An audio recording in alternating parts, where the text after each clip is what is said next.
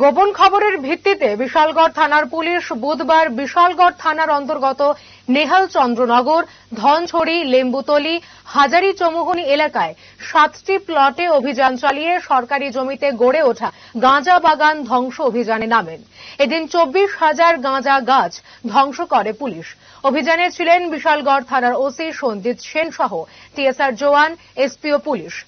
এই গাঁজা বাগান তৈরি করার পর সমস্ত গাঁজাগুলি বহির্রাজ্যে বিক্রি করে কোটি টাকা উপার্জন করে গাঁজা কারবারিরা।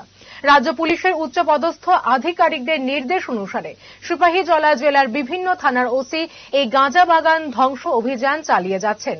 তবে একাংশ জনগণের অভিমত, পুলিশ যদি প্রতিনিয়ত গাঁজা বাগান ধ্বংস করেন তারপরও সিপাহীজলা জেলায় এই গাঁজা বাগান ধ্বংস করে শেষ করতে পারবেন না। তাছাড়া এই সমস্ত গাঁজা কারবারিদের সাথে একাংশ পুলিশ কর্মীদের গোপন আঁতাত রয়েছে বলেও জানা যায়।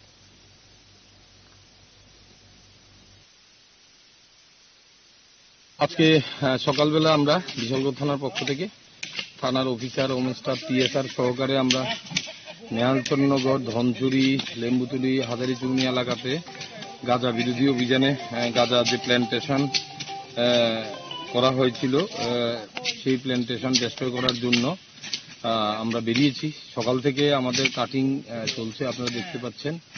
এখন পর্যন্ত আমরা প্রায় 7টা প্লটের মধ্যে 7টা প্লটে আমরা ডেস্ট্রয় করেছি প্রায় 24,000-এর মতো গাঁজা গাছ। প্ল্যান্টের ইমেচুর, এখনো মেচুর হয়নি, আপনারা দেখতে পাচ্ছেন গাছগুলা। এগুলো আমরা ডেস্ট্রয় করছি। এগুলা মেনলি সম্ভবত ফরেস্ট ল্যান্ডের মধ্যেই হয়েছে। তো আমাদের অভিযান চলছে, আরো আমাদের কাছে ইনফরমেশন আছে, আরো প্লট আছে সামনে, আমরা সেগুলোও ডেস্ট্রয় করব।